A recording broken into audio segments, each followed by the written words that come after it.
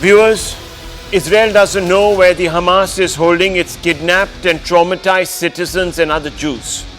Israel doesn't know if they're alive. Israel doesn't know if the women and little girls in Hamas's custody have been brutalized or tortured like innocent Shani Luke was. You remember Shani Luke? She was taken away and then, viewers, her body was paraded through the streets of Gaza. Israel doesn't know if it will be able to bring the real murderers of its innocent citizens to justice. Israel doesn't know if the bloodthirsty Hamas leadership is planning another terror attack against it. It doesn't know which other public facilities in Gaza have been turned into terror hubs by Hamas.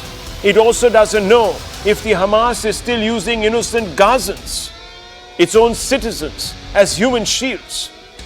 Israel has pinned all its hopes on a brave fight back.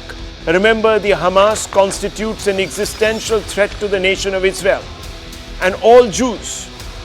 Israel hopes that by its ground invasion of Gaza, it will free Jewish hostages and degrade Hamas terror infrastructure to the extent that the Hamas cannot ever attack and brutalize Israelis and Jews on Israeli soil again.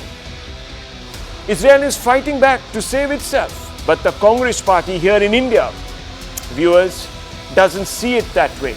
It has linked Israel's fight back to a genocidal campaign against Palestinians.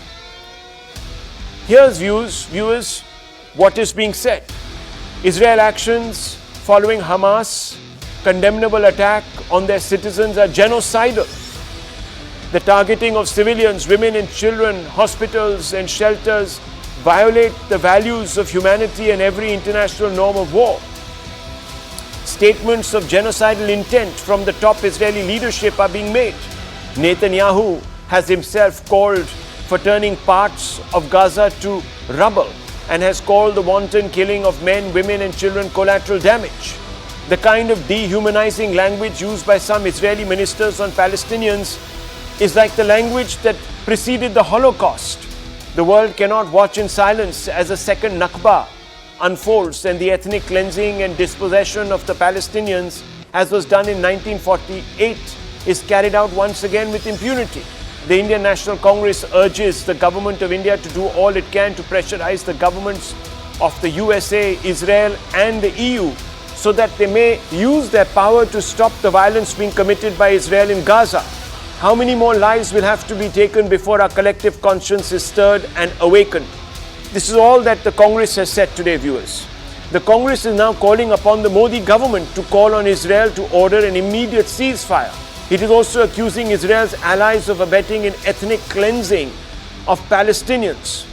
All this while never once having outrightly described the October 7 attack by Hamas as an act of terror by Hamas. Viewers, let me take you through some instances to illustrate the point. Priyanka Gandhi Vadra says on Israel, no shock among those supporting genocide. Viewers, basically, she has accused Israel of committing a genocide. On Hamas, absolute silence. Now look at Jairam Ramesh, the communications head of the Congress party. On Israel, he says the language of top Israel leaders led to Holocaust. That's his words. On Hamas, viewers, silence, even though the Hamas leadership just recently has come out and said that they will work to wipe out every Israeli and all Jews. M.A. Baby, who is the left leader, on Israel, he said Israel is a terrorist nation. On Hamas, absolute silence. Mehbooba Mufti, on Israel, she says Israel is the real oppressor. On Hamas, silence. Now viewers, all these political parties, including the Congress, has every right to villainize Israel. No one can stop it. India is, after all, a democracy, a free one, and any party can pitch its tent in any camp. But if the Congress and its allies have decided to accuse Israel of waging a genocide, then it is our duty to point out in a dispassionate way that the facts may not necessarily bear this claim out. Let's examine who is really genocidal, Israel or Hamas. Here are some hard facts, viewers. Israel accepts the two-state solution. So it accepts that the Palestinians have a right to have a state, and whether it is in Gaza or it's in West Bank, they have a right to live there. The Hamas, viewers, is against the two-state solution. It says that Israel has no right to exist, simply. Israel allows Gazans to work in Israel. It gives them work permits. At the border, some questions are asked, papers are checked, and they're let through, and a large number of Gazans actually work in some of those kibbutz that the Israelis live in and which were attacked, viewers. On the other side, the Hamas Charter vows to eliminate Israel and Jews. Israel. Arabs are residing safely in Israel, viewers. But look at the Hamas Charter, vows to kill all Jews. Even the amended one, viewers, is very extreme. Now let's open this up. And we're asking a big question. Is Congress neutralizing Hamas genocide by villainizing Israel, viewers? Is the Congress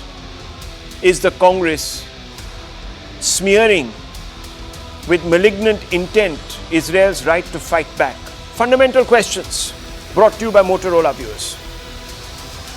Hello, Moto.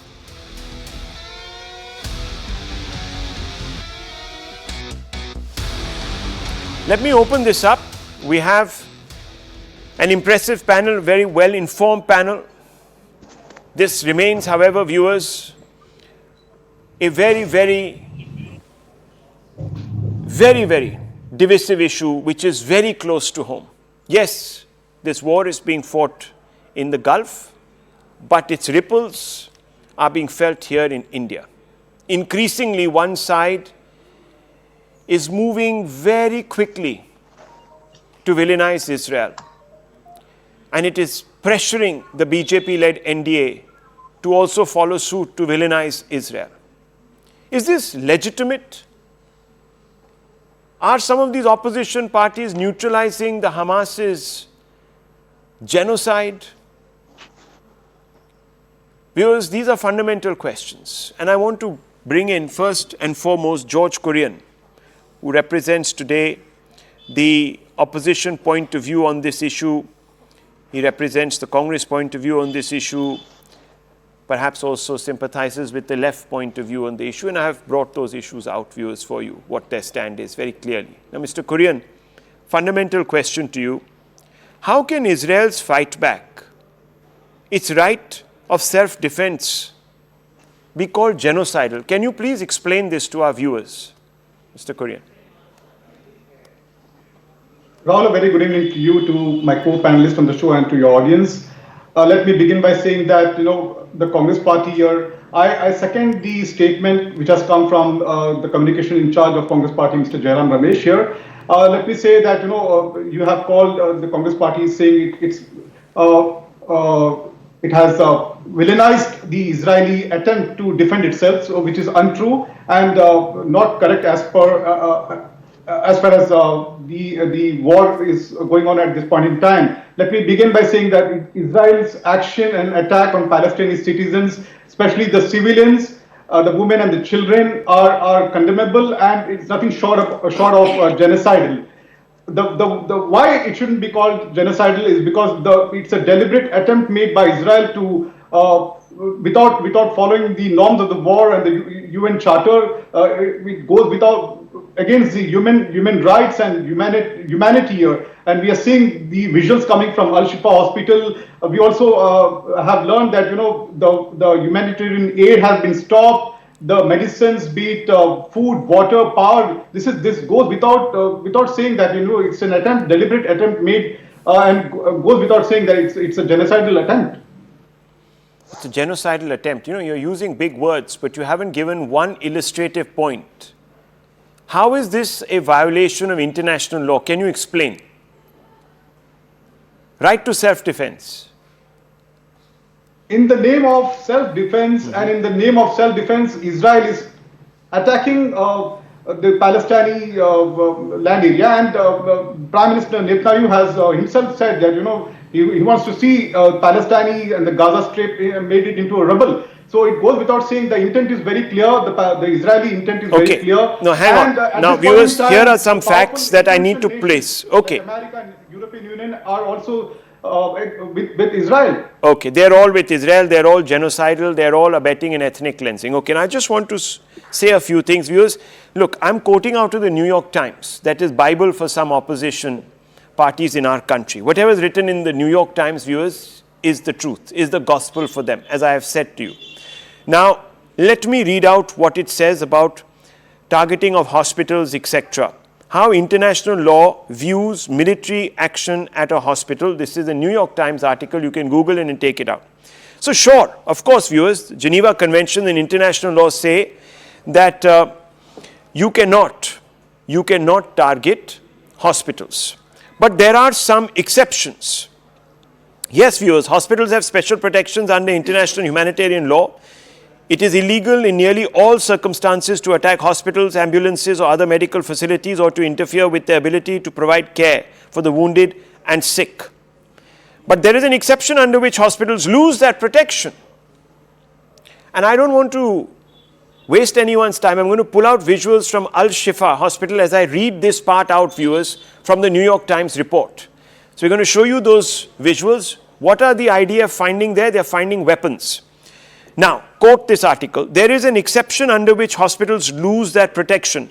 A hospital or medical facility can lose its special legal status if it is used for a military purpose that is, quote, harmful to the enemy, unquote, rather than just for medical care. For example, if an armed group uses a hospital building as a headquarters, it cannot use the special hospital protection as a shield for that military operation. The exception is supposedly to be read narrowly according to the Red Cross, which is considered a leading authority on the interpretation of humanitarian law. If there is doubt about whether a hospital is being used for military purposes, it should be presumed not to be, the Red Cross says. So give it benefit of doubt. But look at these pictures, viewers, from the Al-Shifa hospital. Racks on racks of military equipment. Even the MRI facility, the MRI room, viewers, the MRI machine presumably hasn't been used. But there are bags of weapons lying there. It's all there, viewers. It's there. Those pictures are there. They speak the truth. You know that pictures paint 1,000 words. There they are, those words. And let me also tell you, viewers, and this is very important. On November 16th, Israel has complied with every compliance. Israeli Air Force dropped leaflets overnight on Thursday in eastern areas of Khan Yunis in the south of Gaza Strip, telling people to evacuate to shelters for their own safety, suggesting imminent military operations. October 13th, Israel's military is telling 1.1 million people in northern Gaza to evacuate their homes immediately as it appears to prepare to ramp up retaliation for Hamas' October 7 terror attack. This is before the Israeli military went into Gaza. October 9th, Israel's army said it aims to evacuate all Israelis living close to the Gaza Strip within 24 hours. It deployed tens of thousands of soldiers to fight Palestinian militants who infiltrated into Israel. During the course of IDF's precise and targeted operations against Israel against Hamas in the Shifa hospital, the IDF took all feasible measures in order to mitigate the impact on patients and the staff there. As part of these efforts and following ongoing collaboration with hospital authorities, IDF tanks brought incubators, baby food, medical supplies and delivered them to hospital. What are you recovering there? You're recovering full medical kits. So there are no shortages in this hospital of any of this. Nonetheless, I've just set the stage. I've set the facts because that's my job. I want to bring in Sanju Verma, spokesperson of the Bharatiya Janata Party, and Dr. Ranganathan together on this. First to you, Ms. Verma, and it's an important point. Today, the Congress has written a huge letter, a very long one, painstakingly suggesting that people who are also siding with this ethnic cleansing are equally culpable. It could be said that being allies of Israel, the Modi government is equally culpable. And it is calling upon the Modi government to ask for a ceasefire. Should the Modi government ask for an immediate ceasefire, ma'am? Rahul, please bear with me. You've laid out the facts on the table for our consumption, and for the better of it, there are a few moot points that I need to put forth to your audience. Point number one, we all know that what happened on the 7th of October was an unprovoked attack on Israel by the Hamas. Unprovoked. Whether 5,000 or 7,000 rockets were launched is besides the point. Whether 1,400 people were killed, hundreds of women and elderly, disabled men raped, mutilated, victimized, persecuted, 40 babies decapitated, all that is out in the public domain. In war, it is not that Israel has seen 1,400 people being killed, but Gaza has seen more than 7,000 or 8,000 or even 10,000 people being killed. So there is no sense of proportion. When there is a war, a sense of proportion is something that is never quite, something that pans out in the manner that you and me as civilians understand. Point number one. Point number two. Very quickly, I just want to say this. This has been discussed on your channel and on a zillion debates that I've done as well.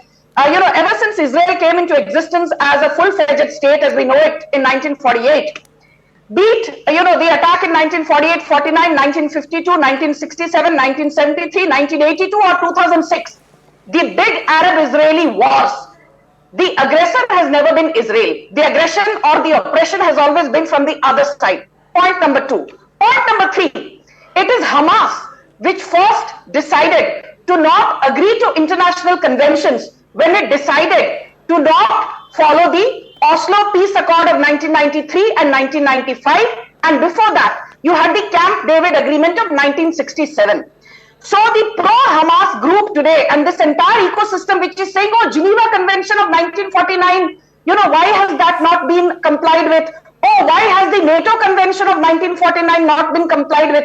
If you ask this pro-Hamas cabal, did Hamas ever comply with the Camp David Agreement of 1967? They will say, "Arey, हमको तो पता नहीं, ठीक है, हो जाता है." Did Hamas comply with the Oslo Accords? No, they did not, but so what? And my fourth point, wait Rahul, please. I can see your hand going up, but I need 30 seconds more. The most important point is this. From 1948 to 1967, for about 19 years, Gaza was with Egypt, under Egyptian occupation. From 1967 till 2006, for another 39 years, it was with Israel. But from 2006 onwards, till now, as we speak, 2023, for the last 17 years, Gaza has been with the Hamas. The Gazans, knowing very well that Hamas is a terror outfit, chose Hamas to lead them. Okay. And the most, tragic part is this, that the two big Hamas leaders, Khaled Mashal and Ismail Haniyeh, each of them has a net worth of more than $500 million. Yeah. But today, Gaza is starved of water, food, basic sanitation. And I'm surprised that out of the 57 Islamic nations, tell me, have even 5 nations said that we will take into account on board the refugees from Gaza? How many of these 57 Islamic nations have extended aid apart from just talking big? They have not walked the talk. And last but not the least, please bear with me. But let's stick to the Congress and the opposition here. Yes, so I'm just coming to that. What I found very funny, and I say funny because Jairam Ramesh has a habit of putting his foot into his mouth each time he posts something on X or he speaks. He's used 4 words which I take particular offense to. Dispossession of Palestinians, ethnic cleansing. He talks of dehumanizing language, and then he talks of double standards. Of course, that he talks of Israel being a genocidal state is something Congress leaders like even Sonia Gandhi and Priyanka Vadra have been repeating with gay wanton and the point being. But I want to ask Jairam Ramesh, has India provided 39 million tons of food, medicines, basic amenities to Palestinians? Yes or no? Yes. Are we saying that do not conflate Palestinians with Hamas? Yes, we've said that. Do we support a two-nation theory based on dialogue? Yes. But has the Congress unconditionally called out the fact that Hamas is a terror outfit? No. If Shashi Tharoor said as much at a rally on the 27th he was targeted in Kozhikode, from the likes of K.C. Venugopal to just about every Tom, Dick He by was, Shashi yes, Tharoor's he was credibility. targeted. Okay. He was Okay. told. So you're saying that you can hardly accuse, the Congress can hardly accuse anyone of hypocrisy. Fair enough. That's your point of view. Okay. Dr. Ranganathan, let me bring you into this. And, we have read this statement that Jairam Ramesh has issued, and I just want to ask you, how can Israel's fight back? Or can Israel's fight back, its right of self-defense, be called genocidal? Good evening, Rahul, and good evening to my fellow panelists. Look, if you believe in Jairam Ramesh, then I'm afraid you are one who rubs his nails every morning to cure baldness. God knows. God knows every time this guy opens his mouth, a corpse shoots up from the pyre somewhere to search for more wood to expedite the process. This guy is special, Rahul. I mean, he's the same man who once went to the most contaminated industrial site in the world, the Union Carbide plant in Bhopal, and picked up a fistful of soil and said, and I quote him, I am holding the Bhopal Union Carbide waste in my hand and I am still alive. There is nothing to worry, unquote. Look, the fact of the matter is that all our Arab friends, 15 nations ditched us during our 1971 war with Pakistan. It was Israel that claimed to our help, despite America warning it not to. These facts came out from the explosive Huxar papers. And Golda Meir actually told Indira Gandhi, I hope you would reciprocate us, ma'am, our help that we are giving you. And how did Congress repay Israel? By not backing it during its Yom Kippur war in 1973. Rahul, but that's history. The present is, I would like to make a few points, if I may, just a couple of minutes, because they need to be internalized. Because these are irrefutable facts, not opinions. Number one, Hamas uses hospitals as ammunition dumps and patients as human shields, rendering automatically Geneva Convention invalid. I repeat, Geneva Convention invalid. It is now also clear that this Baptist hospital in Gaza was not bombed in an accidental Israeli airstrike as NYT and WAPO and all the other propagandists were shouting, but rather got damaged through a Hamas stray rocket, that to its car park, and 500 patients were not killed. But none of these guys, propagandists, apologized. But here's the thing. The Baptist hospital in Gaza was safe, was functioning well till October 6th, was it not? And it would have continued to be safe and function well beyond that had Hamas not murdered 1,400 innocent Jews on October 7th and brought on this war upon itself. So let me be clear and unequivocal. Hamas alone is responsible for the hospital tragedy. Number two, the Jews were in the land of Israel more than 1,000 years before Islam was even born. So this argument, lopsided argument that the land does not belong to Jews is totally wrong. King David founded his kingdom 1700 years before Islam. And what is symbolized in the Israeli flag? The Star of David. The Jews were driven out of Israel 500 years before Islam, after the defeat of Simon Bar Kokhba in the Jewish-Roman War. What are they talking about? Number three, while the Israel Declaration of Independence Charter does not discriminate between Jews and Muslims, the Charter of Hamas, democratically elected, by the way, by the Palestinians, proclaims that the day of judgment will not come until Muslims fight Jews and kill them all. Israel will continue to exist until Islam obliterates it, just as it obliterated others before it. Number four, Israel has voluntarily given up land, Sinai, West Bank, Gaza, that it had taken over after the Arab-Israeli wars. If it was perennial aggressor, why would it do so? Number five, Israel believes in the two-state solution where Israel and Palestine can live peacefully side by side. Hamas does not. And number six, Egypt has demolished thousands of Gazan homes along the Sinai border. Egypt has flushed out Gazan border tunnel, not Israel. And besides, why are Egypt and Jordan not allowing Palestinian refugees to enter their land, especially when the Rafah border crossing allows for civilians, not goods, to cross over? And finally, just 30 seconds. Have you ever wondered, Rahul, that a small sliver of land, the Gaza Strip, surrounded by the richest, the wealthiest nations in the world, the Arab states, remains the poorest and the most dilapidated, filthy, gutter-like conditions for its civilians in the world? It is not the same as Dubai, the same country that the same nations have converted deserts into Dubai, and yet they don't do the same for Gaza. Why? because they want to play the victim card. Just like after they start the violence, they kill Jews, they march down their dead killed in retaliatory Israeli action to show the world that Israel is the oppressor. They project Gaza as an open air prison and gutter because Israel has made it so, they say. They care more about denigrating Israel than about developing Palestine. And the day they realize this, Palestine and Gaza would be much better condition than they are right now. And remember, viewers, it was the Palestinians who opted to elect for the Hamas, reading very clearly its charter. That charter was only under a lot of international pressure, rewritten just a little bit. Toned down is a better word in 2015. Before that, viewers, it was full of genocidal intent against Jews, not just in Israel, but around the world. So, Tausif Khan, I have to ask you this. Is Hamas a terror organization that is sworn to killing all Jews and Israelis, that is actually genocidal? Simple question. You should have no problems in saying that, yes, Hamas is a genocidal organization. It advertises it proudly. After that, you can come to Israel. But at least begin by accepting the facts. Rahul, you have given so much of time to BJP spokesperson and Mr. Ranganathan. I hope you give me at least half of it.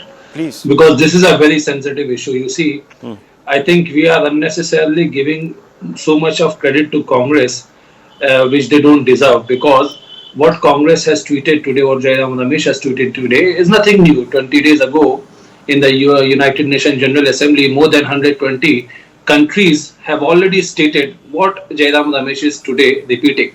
You see, one statement is very often attributed to Mahatma Gandhi, that an eye for an eye will make the whole world blind.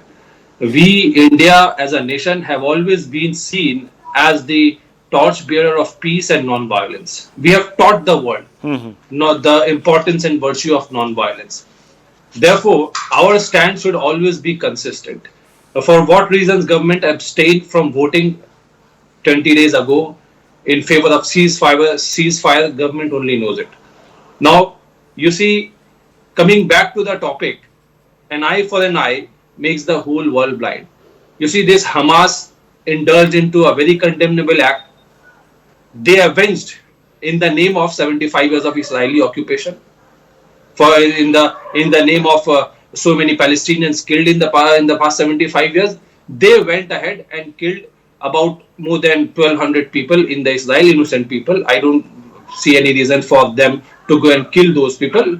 Whatever it is, they have killed so many people. They have taken 240 hostages, and they're justifying it because it is their revenge for the 75 years of Israeli occupation. Now Israel has retaliated, and they have killed more than 15,000 civilians, out of which 6,000 people are children. They have displaced more than 1.5 million people in Gaza. They have stopped water on them. They have stopped food, electricity, fuel. If this is not genocide, then the question that Jairam Ramesh is asking, and the question which so many other world leaders, even Canada, who voted against ceasefire 20 days ago, is now saying that the ceasefire must come. Even Canada is asking how many more people across the world are asking Israel, how many more children do you want to kill?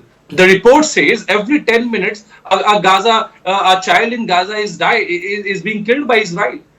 They do not have unfettered license to go and kill civilians in the name of taking revenge for the 1,200 or 1,400 people that died in Israel. No, that's not justified. It's totally unproportional. Israel could have proceeded with a special operation, like US has, United States have always tried to have a dialogue with Israel. They have always asked them to give a stated goal of their operation, of their military operation. Like USA conducted a special operation and took Osama bin Laden out. Israel could have conducted a special operation and could have taken Hamas fighters out. Ask them how many Hamas fighters have they killed. They will be very few in numbers, 40, 50, 100. Ask them how many Hamas fighters have they killed. But the admitted position is that more than 15,000 civilians killed, out of which more than 6,000 are children. They are not the ones who went inside Israel to kill the innocent lives in Israel. These children, why should they be killed? Why should they be called a collateral damage? Okay. And the Israeli ministers have the audacity to say that all the Palestinians are animals. You are dehumanizing them. Israeli people have the same human rights just as the Palestinian people have. If the Israeli people have all the right to live in a free world, and just as the Palestinians have. Palestinians have territories, have been occupied. There is no doubt about it. The BJP government maintains the position that Palestine is under occupation, that Palestine must be free, that the two-state theory must be executed. Then why shy away from calling for a ceasefire when we, as the nation of Mahatma Gandhi, has taught the whole world the virtues of non-violence? We have lectured the whole world the virtues of non-violence. Why can't we now demand a ceasefire right away when more than 120 countries 20 days ago had asked for it and repeatedly asking for it? Okay, let me just very quickly, because he said, I don't know why the Indian government, yes, Sanju Verma, you can respond, just give me 10 seconds. The only reason the Indian government did not go along with the Jordanian-sponsored resolution was because it did not contain an express condemnation of Hamas's terror attack. That's all. And in fact, one second, let me just finish. Why are you shouting at me? First of all, one second, Mr. Khan. You are quoting figures. Are you on the ground? There is some authority called the Gaza Authority, that is health authority, that comes out with these numbers. I'm not saying that children are not dying. It would be very, very, very callous of me to dismiss every report as a fake, but we don't have any access. One second, sir, please. I don't believe anybody. I don't believe anybody. Mr. Khan, I don't believe. No, one second. Mr. Khan, are you saying that if India is attacked tomorrow by the Lashkar-e-Toiba, we should sit with our hands upon each other's hands? No, we will do a special operation. We should look the other way. We should look the other way. We should start combing our hair in the mirror. What nonsense. What nonsense are you talking Just one second. I mean, this is ridiculous. Viewers, if you can respond. On the one hand, he's saying that, okay, you can have a special operation. You can do this. Mahatma Gandhi, after the Mopla rebellion, did not even, for a moment, and I think Dr. Ranganathan has brought out these points several times. He turned the other cheek and, in fact, accused the Hindus of bringing it upon themselves. This is what Mr. Khan wants. This is what he wants, viewers. And he says, go engage those people. Engage whom? The Hamas, which is writing on its charter. And that the gentleman, Mr. Majid here, will reject out of hand. He'll say, no, Hamas doesn't recognize. It's fine, it's okay. Let's go to the root cause. But please ask me if Hamas is a terror organization. I asked him, did you hear? I asked him, I said, at least begin by saying, no, you see what it did was condemnable. But did he say it's a terror organization? No. Neither did Mr. Kurian. You see, they won't. It's just, it just is a very futile exercise on my part. They will never accept that Hamas is a terror organization. For them, Israel is a terror state. But yes, Ms. Verma, you see, he's saying, ask for a ceasefire, be Gandhian, Gandhigiri karo aap. Rahul, Gandhigiri का भाषण हमें कौन दे रहे हैं? People who subscribe to the bloodthirsty ideology which is endorsed by the likes of ISIS, Boko Haram, what have you. Let me tell your audience that Hamas, which was set up officially in 1987, clearly subscribes to the Sunni Muslim Brotherhood ideology, saying that there is only one religion, Allah, and everybody else, including the state of Israel and Jews, need to be obliterated. There are today more than 2 billion Muslims. There are more than 2 billion Muslims in 57 countries, but there are only 17 million Jews who are still fighting for survival. And the most important point is this. Do you remember that after the horrific 26/11 terror attack, ये RSS की साजिश है, Digvijay Singh and Sushil Kumar Shinde and the entire cabal said, and everybody said yes, that is right. Then we had the Batla House encounter in 2008. Sonia Gandhi was shedding tears not for Mohan Chand Sharma, the police inspector who was martyred, but for Indian Mujahideen. So Congress and its allies, इनका हाथ हमेशा आतंक और आतंकियों के साथ ही रहा है.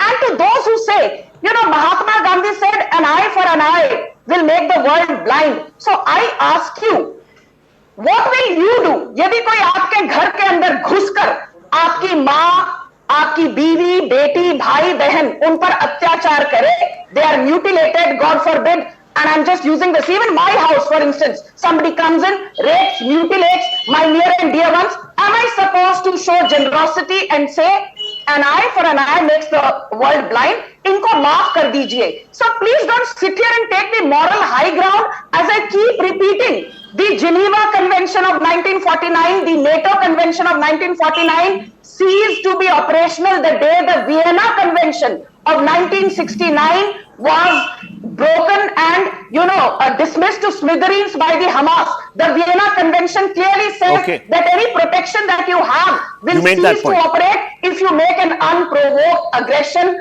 or attack against a second party against you may have had. Dr. Ranganathan, can I quickly bring you in here? Aggression. I remember you speaking to a fellow journalist on the sidelines of a lit fest some time back.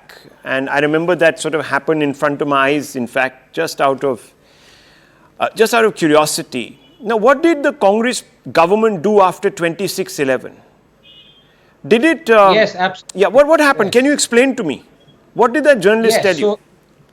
Yes, in fact, the Air Chief Dhanoa is on record, and this was reiterated by none other than that journalist, that they wanted to bomb the terror hideouts and targets in Pakistan. Mm-hmm.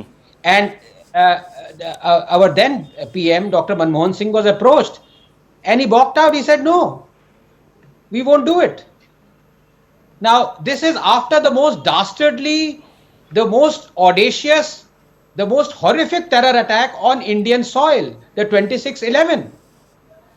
After that, immediately in the wake of it, Congress said we are not going to do it. And also remember, shortly afterwards, not only was there was this diplomatic horror story in Sharm el-Sheikh, where by the prodding of Pakistan, we, foolishly included the word Baluchistan in it, as if we are responsible for fomenting trouble there. Yes. I mean, what can be more outrageous than that? Let me also but I want to ask my good friend Tausif. One second. Vijay was giving bhashan about Hamas in New Delhi while there were the Ernakulam blasts on the 29th of October. Okay. Did you see anybody from the left cabal condemning the blast? They said, let me bring in Mr. Najib also. So I think Dr. Ranganathan has a question. Let me also bring in Mr. Najib. Yes. Just 5 seconds of question. He's been very patient. Yeah. My good friend Tausif Bhai, whom I respect a lot. Tausif Bhai said, an eye for an eye makes everyone blind. India is always, we must preach non-violence. Can I ask him, Tausif, a very sincere answer from you? Should the great Prophet Muhammad have undertaken the battle of Badr? I will rather not answer that and not give you that, the honor of speaking on something or speaking on a subject of which you have zero knowledge. Okay. Well, you have immense knowledge. It's a historical fact. It's a historical fact, viewers. Anyhow, let me. Fact is also a judge orders death penalty inside the code as well. हाँ, उसको भी आप ban कर दीजिए. If we remove the background, no, you remove it. You remove the background. No background, every background. No, please. Mr. 1 second. I think a very simple question was that if the 26/11 attacks happen again, God forbid, in this country.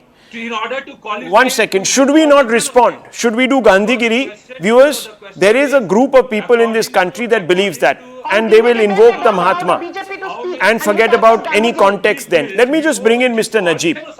Okay, fair enough, sir. Fair enough. It's okay. We should just open ourselves out and get blown up.